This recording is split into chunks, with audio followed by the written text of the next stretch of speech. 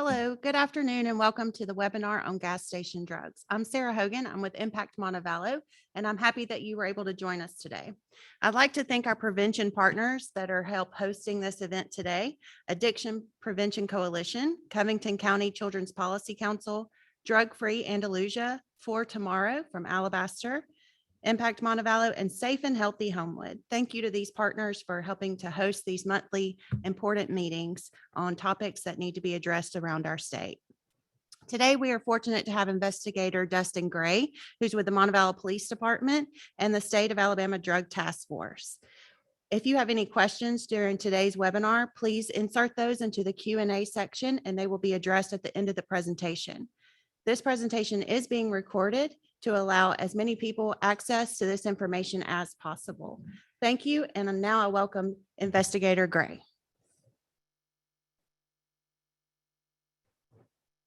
All right, afternoon, everyone. Today, we're going to be talking about gas station drugs.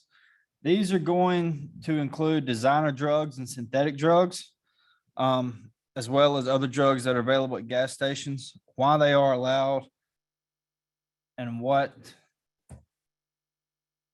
we can do to help our youth with these drugs. Designer drugs are also known as legal highs, which means they are designed in lab by engineers, and most of them do not constitute a controlled substance because of their chemical makeup, which we'll get into that in the next couple of slides. This next slide is going to be a graph of all the designer and synthetic drugs from 2009 to 2019 that have become available to the public.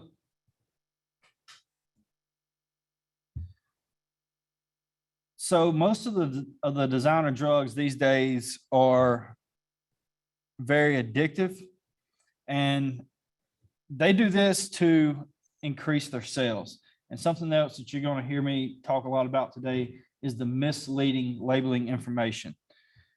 They're very addictive to increase the sales, and the manufacturers do this, create them very addictive, because they know that the states will eventually catch on to what they're selling and what they're doing, and will create laws to make these drugs illegal.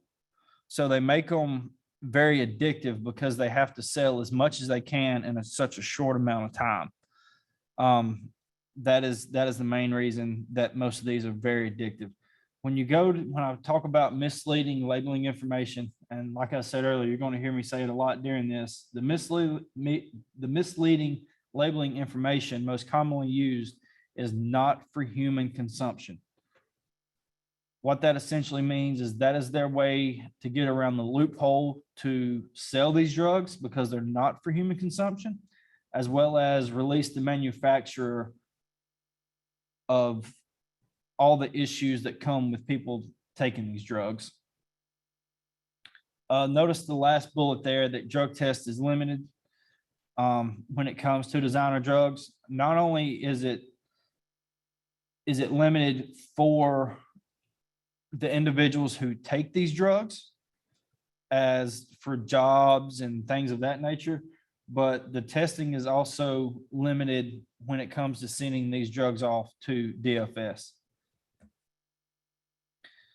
So one of the more prominent synthetic drugs is synthetic cannabinoids, which is also known most common as spice. It is more or less sold as a incense versus an actual drug. Spice became known here in the US in the mid to late 2000s. Most of the time, spice is smoked in a joint or a pipe like marijuana. It also, the way it's formed is they have this chemical makeup that is a liquid that is sprayed on this plant material that's soaked in, and then it's packaged up and sold in that way. I know it says that spice can be in two main forms: in a liquid as an e-cigarette and other types of vapors. Um, I don't know if I've ever seen that here in Alabama. That doesn't mean that it doesn't exist. I've just seen spice mainly in packaging here, and we'll get into some of the more types of packaging here in the next couple slides. Another synthetic drug is known as bath salts, and it is also known as like a synthetic cocaine or a synthetic methamphetamine type drug. It gives you the same type of high, almost what some people describe as a Superman high. It makes you feel like you're 10 foot tall and bulletproof. A lot of your drug dealers use these types of synthetic drugs to cut their actual product of cocaine or MDMA before it's pressed into the pill form. They're actually cutting that product on that side of things to allow them to produce more of it, but still give you kind of the same side effects. So let me find my spot here.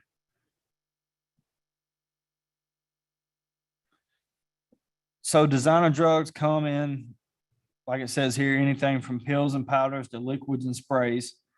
And again, they're more popular amongst youth and drug users because they don't show up on drug tests. Here are the immediate and long-term side effects of your spice and your bath salts.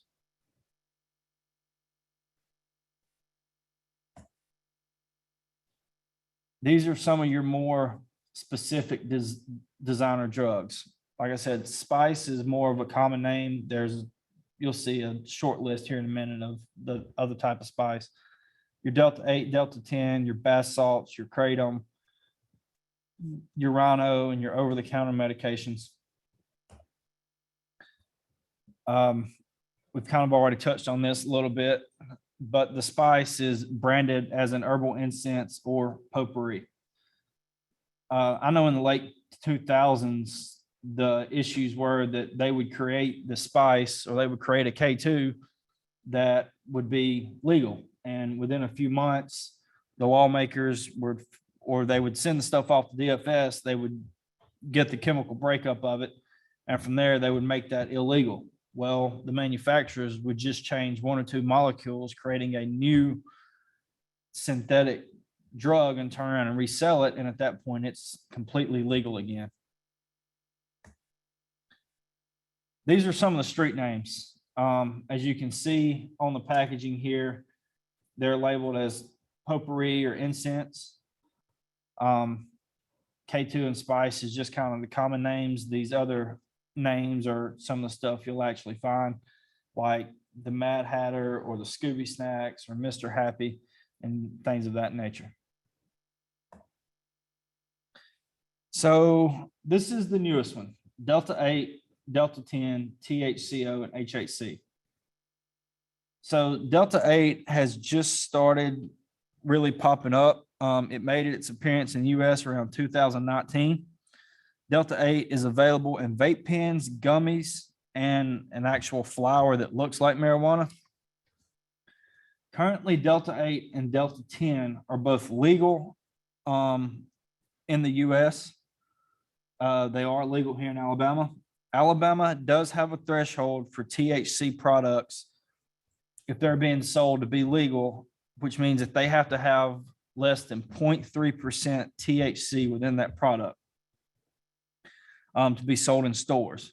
So to kind of put that into perspective for you, your legal marijuana that's sold in places like Washington or Colorado or California, those places have anywhere from 10 to 10, 15, 20, or 30% THC within that product.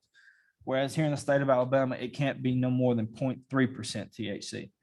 I know it mentions Delta 9 here on the bottom slide. Delta 9 is illegal in the state of Alabama because it has a higher concentration of THC. THCO is illegal in the US because it's made within a laboratory. And I'll get on that here in just a little bit. So Delta 8 is derived from hemp. That's what allows it to be legal in the US. That come from the 2018 Farm Bill that allows hemp plants to be grown in the US, which allows any product derived from hemp to be sold in the US. Here's some of the packaging that you see with Delta 8. Most of them are usually stamped with Delta 8 or the Delta symbol with the 8 like you see here. Here are some of your edibles on the right that are marketed with THC that at first glance, you know, if a parent or somebody like that's in their child's room, if they see that, they're not going to think anything about it.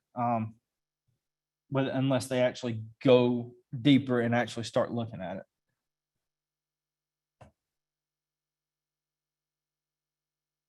So here is some serious health risks with this. The very bottom bullet point there really puts it into perspective of how quick this has taken over.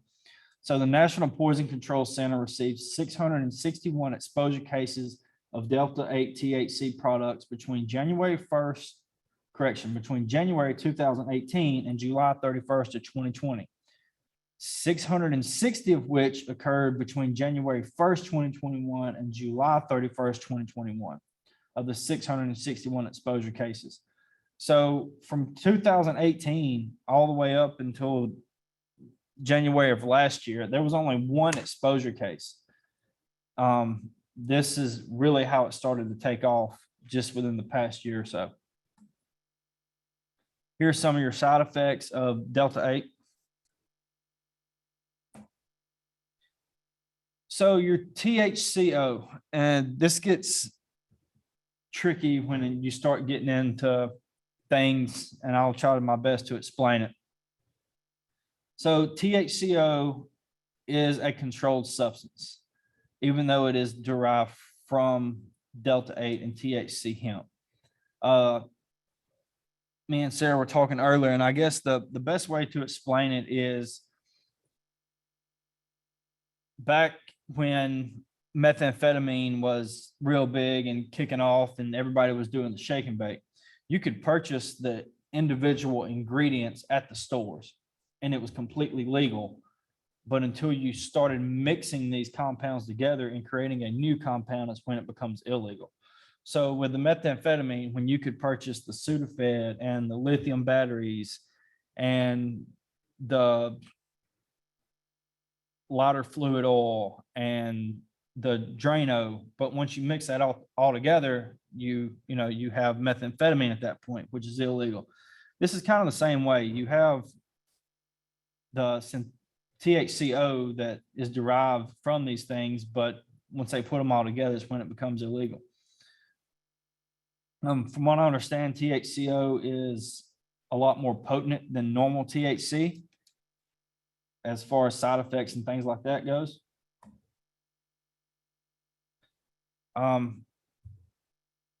Delta 8 and Delta 10 have not been evaluated by the FDA for safe use anywhere in the US, even though it's derived from hemp. So they say it's a herbal type thing. Delta 8 and THCO is currently banned in 16 states. So if you notice the last slide there, or the last bullet point, currently Delta 8 and Delta 10 are both legal to sell and possess for juveniles and adults. And I know you're wondering, how is this legal for juveniles? From what I understand, and I was talking to someone a couple of days ago, the reason it's legal for juveniles is because the way the state law reads here in Alabama is possession for juveniles only falls for tobacco and alcohol.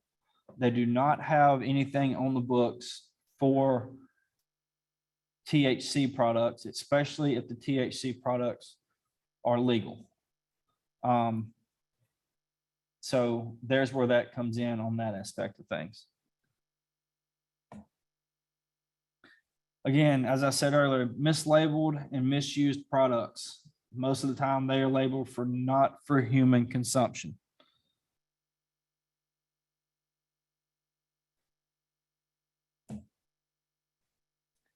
Bath salts, as I said earlier as well, they're designed to mimic cocaine, methamphetamine, and ecstasy. It gives you the Superman type feeling. Most of them are snorted or put into a solution and shot up. I don't think people really smoke bath salts like they smoke meth or anything like that. I think most of the time your bath salts are going to be snorted or shot up in the veins. There's some of your street names listed there, as well as what they look like, the packaging looks like in the stores. Here are your side effects of the bath salts. Kratom. Kratom kind of became popular, then it died out fairly quick. Kratom is illegal in Alabama, even though, however, you can still purchase kratom in Georgia. They claim it's an herbal thing as well.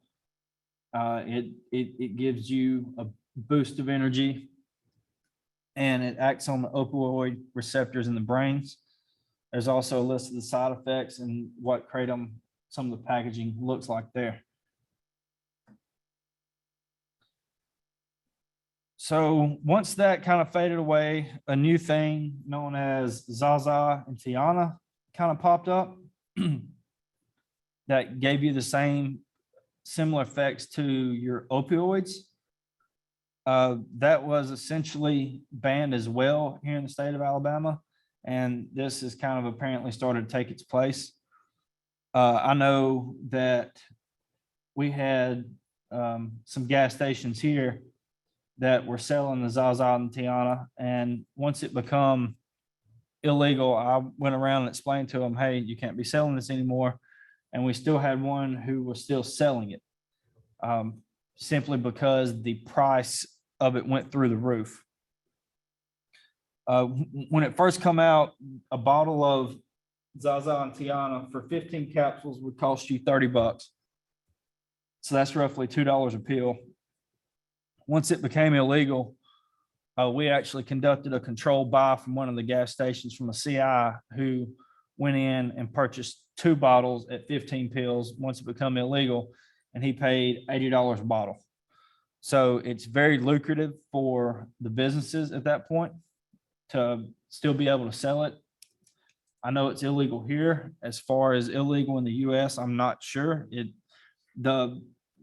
The issue whether or not it's illegal here in the US really doesn't matter, because you can get online and most of these things are available online and will ship straight to your front door, simply because it is labeled as an herbal side of things or an incense side of things and not for human consumption.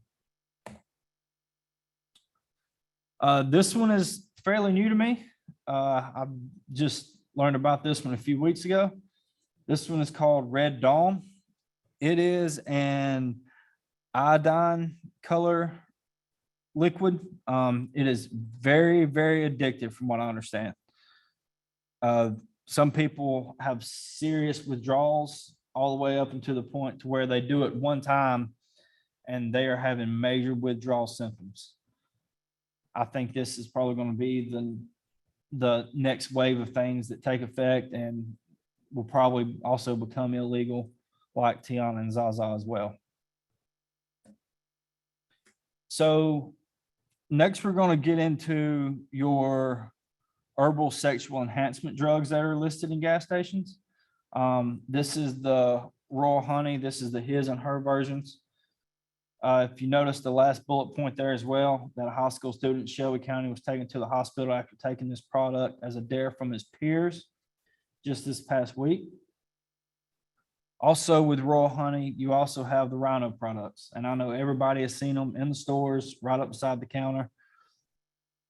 They are marketed, as a sexual enhancement drug, but it's all herbal.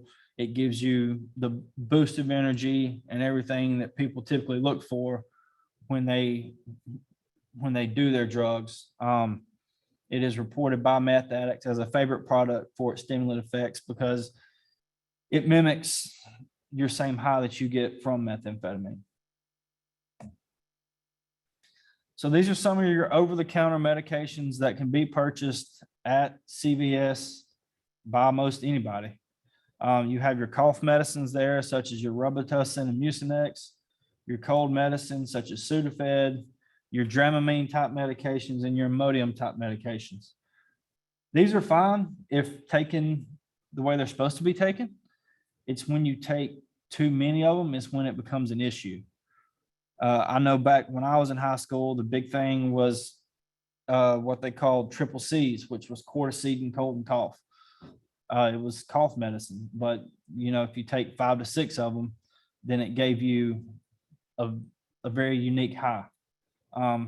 Sudafed, that's for your cold medicine. It has essentially been, I wouldn't say necessarily taken off the shelves, but to purchase Sudafed now, you have to show your ID in order to be able to get that, and you're only limited to so many you can purchase. That's because Sudafed is a main ingredient in methamphetamine. Then you have your Dramamine and your Imodium, which is the same thing. You just take them in large quantities and cause these issues. Your cough medicines also, you see there, the purple drink. The hip hop industry kind of pushed that with the pouring their Tussinex and stuff like that into a Sprite, which gives the color of the drink purple, but it also gives you the ability to ingest your drugs that way.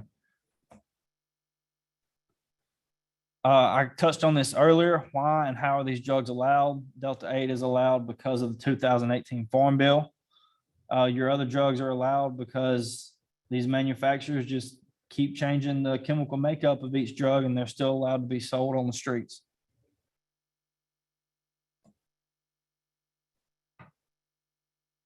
As you see the highlighted part there, the one major reason for the explosion of designer drugs and legal highs over the last decade has been their easy availability in retail outlets and internet sales.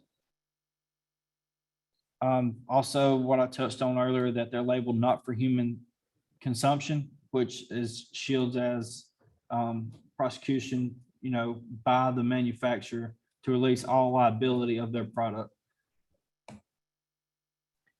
So what can you do to help our youth? Just be aware of what's going on and what you see in the gas station. You may walk in this week and, see one thing there, and then next week it'll be something totally different. Get involved in your schools and, build relationships with those SROs that are in the schools with the kids every day, that they see the stuff that they're doing. You can talk with your kids about it. I'm sure some of the teenagers nowadays probably don't want to talk about it. If you're out at a gas station and see something new that you don't think, should be there or stuff like that, you can try to talk to them about that, or even talk to other parents, and just really making people aware of what's going on is another way that we can cope with helping our youth. Before we get into questions, I wanted to bring up a new thing that's really hit in the past couple of years too, known as Liquid G. So Liquid G is floor stripper. And that's exactly what it is. It's industrial floor stripper for getting wax and stuff off the floors. You can buy it at Home Depot, Lowe's, anywhere like that. They're taking this, these people are buying it by the gallon and selling it by the ounce. And it turns into GHB, which is known as the date rape drug once it enters your system. So it's completely legal to have. There's really no roadside test for it for us as far as law enforcement officers. We have our roadside test where we can test, marijuana and meth and stuff like that. There's nothing out there for Liquid G. So there's really nothing to be charged with if you get caught with it. There's no way to tell what it is because it doesn't actually turn into the controlled substance makeup until it enters your system.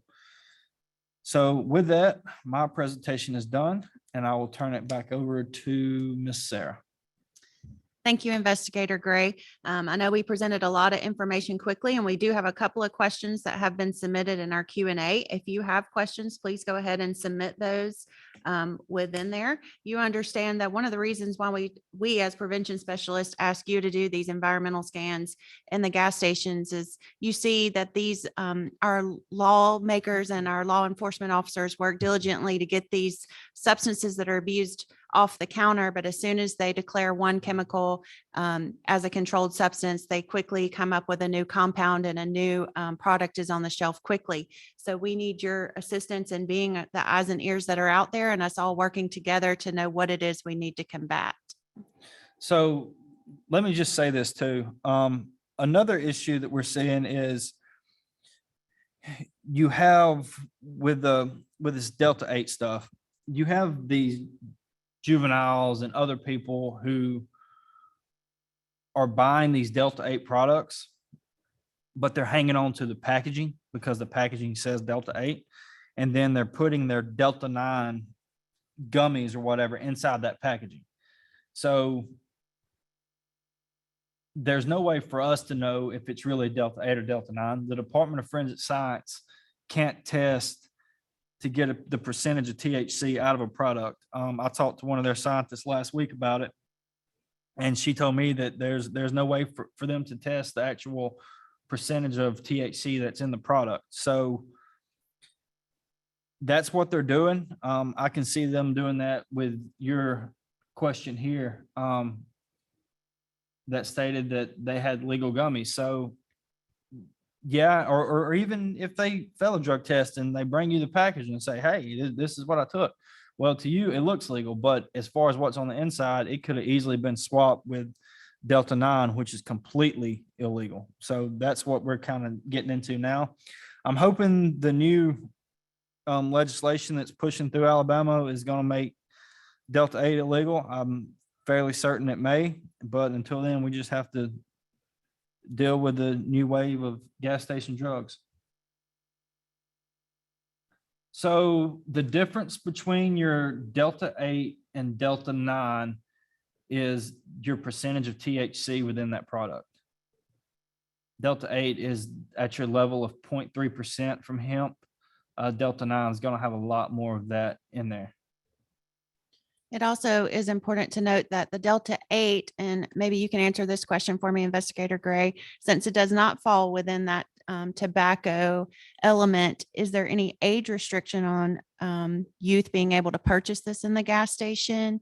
And according to research, it does show that Delta 8 is 50 to 75% just as psychoactive as Delta 9, which is why we're concerned about the risk associated. But is there an age restriction to youth being able to purchase the Delta 8 product if it's not in vape form?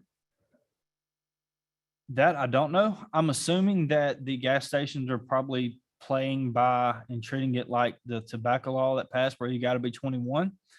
But this falls back into, I guess it would be the same thing as owning a firearm or a pistol, to where you can't purchase one until you're 21, a pistol wise, but the sheriff of a county can issue a concealed carry permit for a pistol when you're 18, and you're able to tote one that way. I think that's kind of the same thing.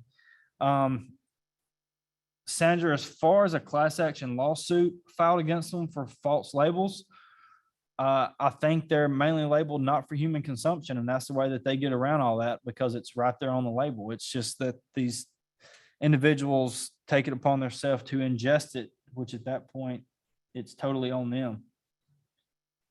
Your liquid G, it's mainly drink. It's, from what I understand, it's tasteless, and they'll take a shot of it like you would like a shot of whiskey or something of that nature.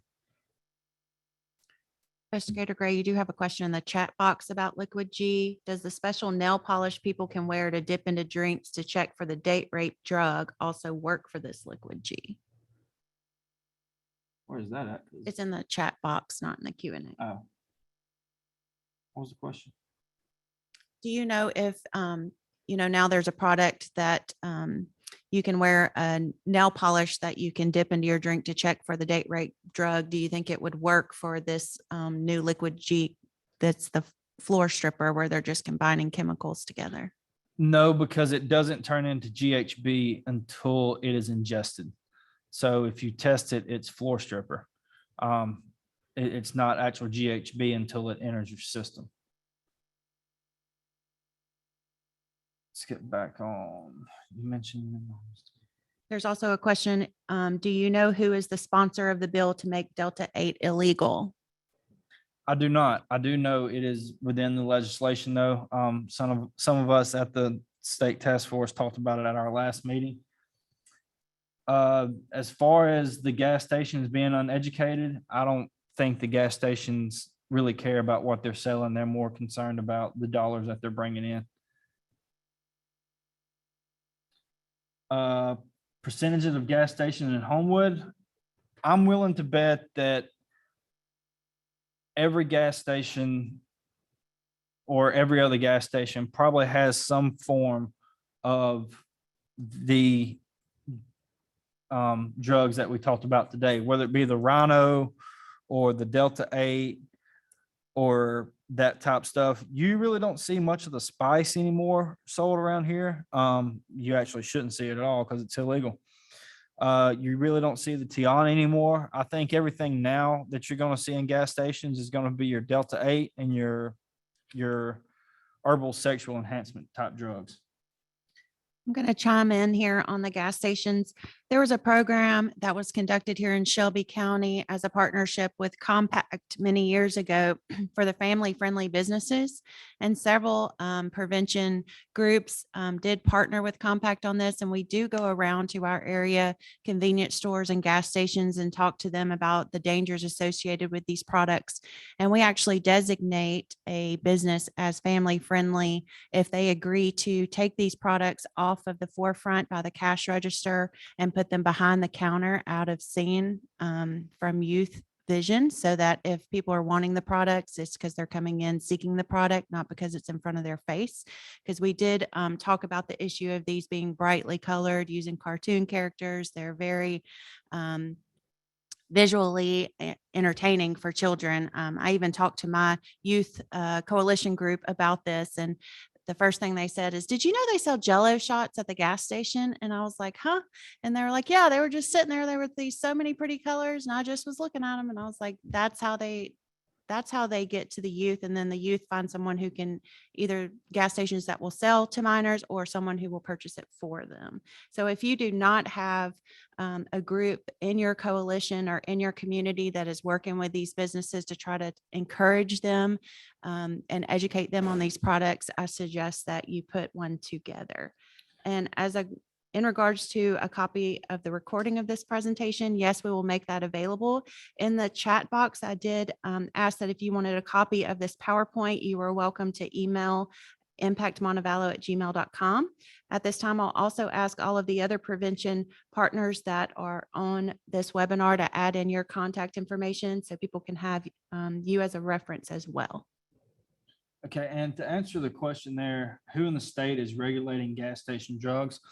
So your ABC board is going to be who regulates, the sale of catching your underage people selling and stuff like that. And they actually have the ability to pull a license and things of that nature. I do know that because the stuff's legal, there's not really much that they can do with that, other than, try to send somebody in who's underage to purchase it from them. But other than that, there's really nothing they can do with that because they are legal. So what they're pretty much doing is essentially just selling candy that anybody can go in there and purchase. I hope that answers your question.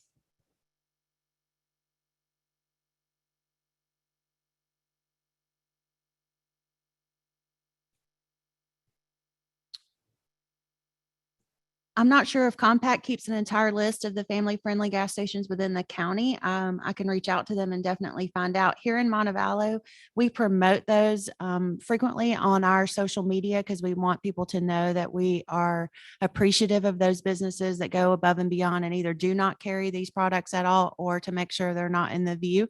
We are still working, of course, with a number of gas stations that do not want to be a part of this because, again, like Investigator Gray say, it's a lucrative business and our gas stations are making a lot of money on these products that are considered legal and are available to purchase by anyone and then are being abused. So to answer the ABC board question. So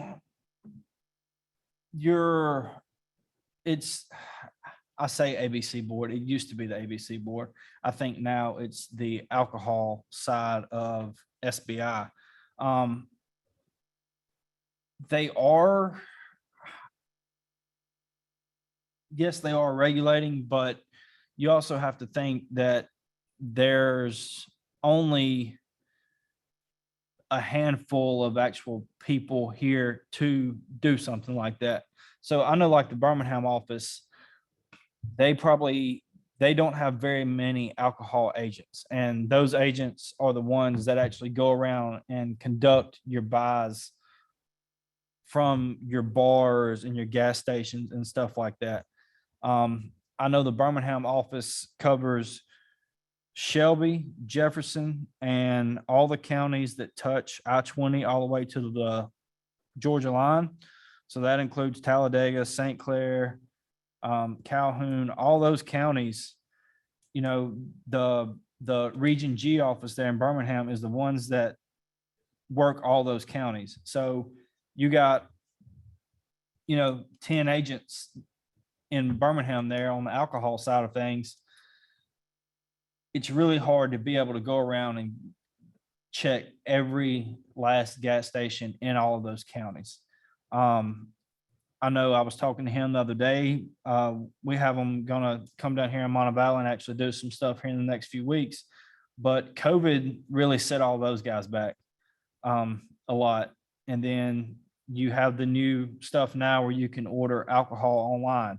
So they're seeing a big influx with that and minors having, to do all that. So they're trying to work all around that stuff as well. I hope that answers your question.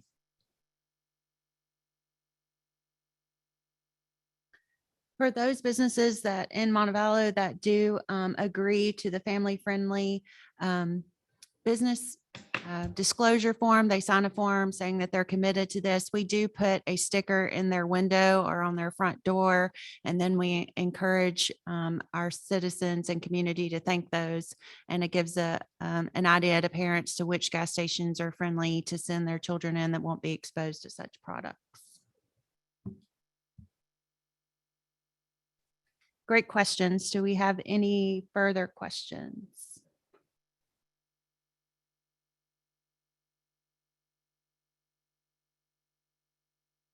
And I have, see if I can figure out how to do it. All right. So for y'all that are still in here, this is what the Tiana look like in the gas stations. This is some of the ones that we got from the gas stations when it became illegal. We went around and pretty much collected it up. That was the Tiana. And then this was the Zaza. So each one contains roughly 15 capsules. And on the back, it pretty much says that it's a proprietary blend of 700 milligrams. And that's really all it says. This is distributed out of Georgia, which I'm sure they've shut down now. It says directions for use, research purposes only. They said stop. They're having trouble. They can't see you. So can you stop your screen share and see if that will correct it? Oh, yeah, hang on. Now, will it work?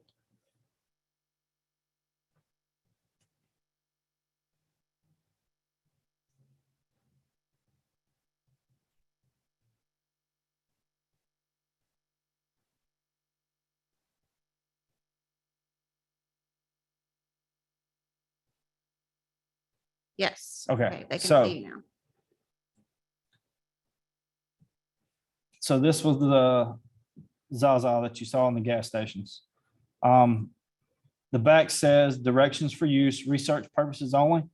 The Food and Drug Administration has neither reviewed these statements nor approved this product for consumption.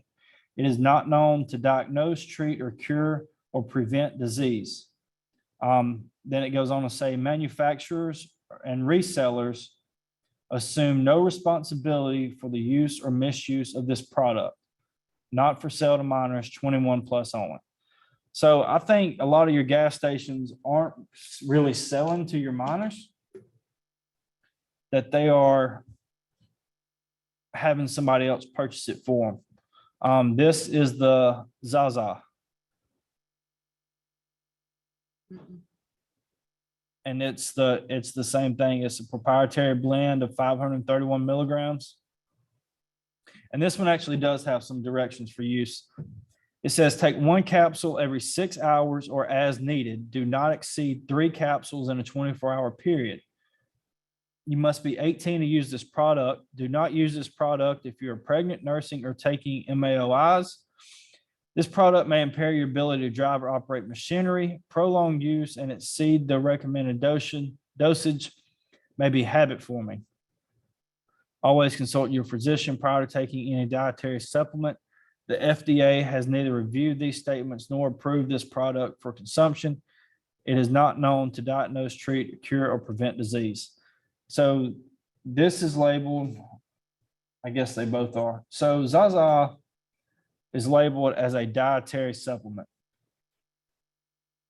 One is produced and distributed by distribution in Villa Rica, Georgia, which is illegal to have here in the state. This one is out of Cape Coral, Florida. And both say, keep out of the reach of children.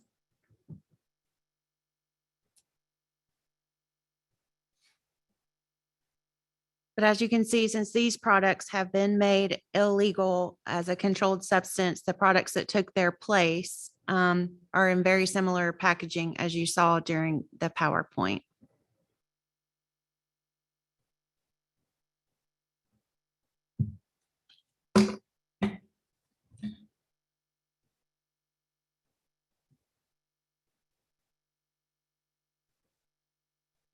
There have been some comments in the chat that says that disclaimer is on the majority of products at the GNC. So that is something that manufacturers use.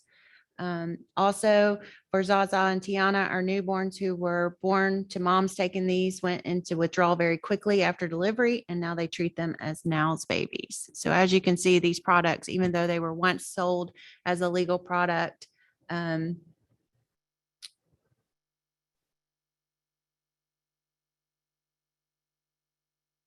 you know how they test for Zaza or how they tested for Zaza and Tiana, and maybe how they test for these new products that took their place? I do not. That would be a question for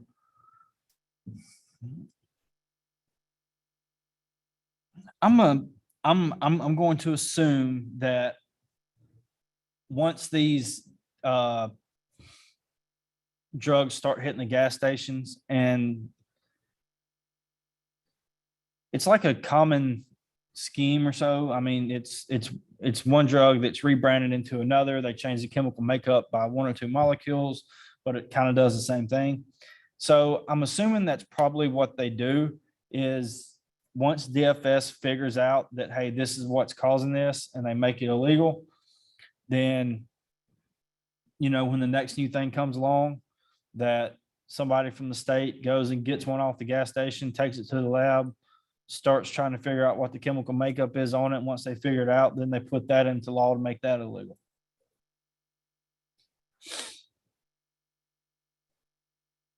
And unfortunately, we expect the same thing once we get Delta 8 off the shelf. And then we see other products that will come behind it as well, which is, again, why we have to stay diligent to what the products are, to have these conversations with your business owners and to advocate to your lawmakers about the importance of acting on these products as soon as they are shown to be ones that are abused or ones that are causing high addiction and withdrawal symptoms.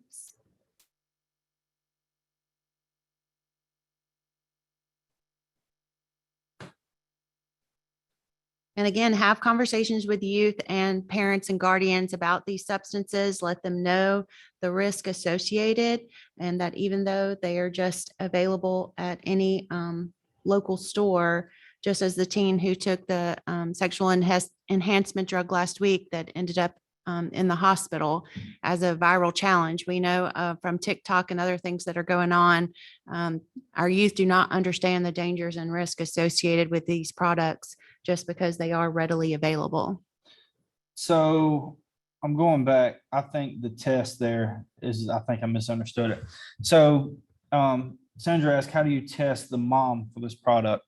So as far as I'm concerned or under the impression of, there is no actual drug test on individuals for these products. There's really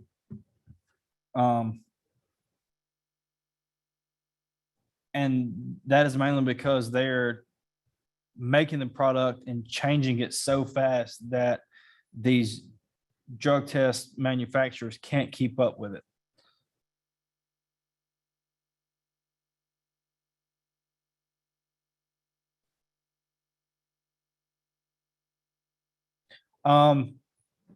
Yes, they all do. A lot of them use the word red. A lot of them use the word, there's also white, I believe.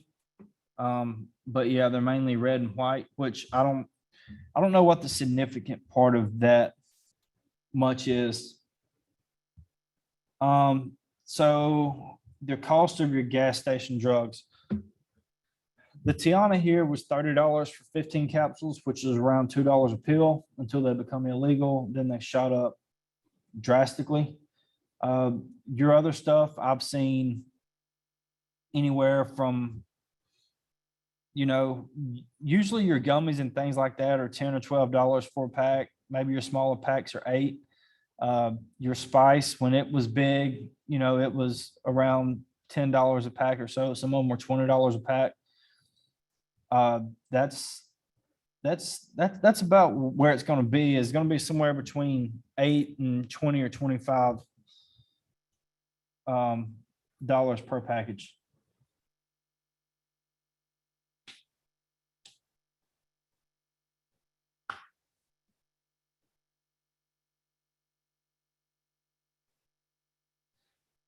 Yeah, that's a good point. With the mom drug screens coming back negative, but the babies are showing symptoms, or even when babies are born, that they're showing the addictive or withdrawal side of things, and then you can start getting on further into the investigation that way.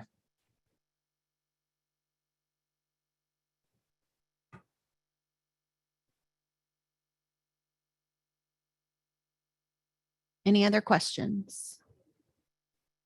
Y'all have had great feedback and participation today. We really appreciate that.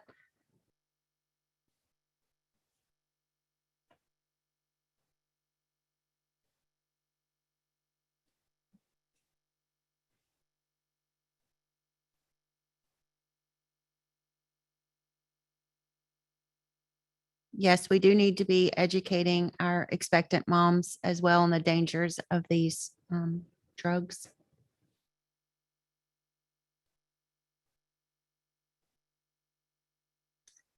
Again, thank you so much for attending. Please make sure you go back and write down the email addresses and the contact information for the prevention groups and organizations that are here and represented today. They are a wealth of resources for you.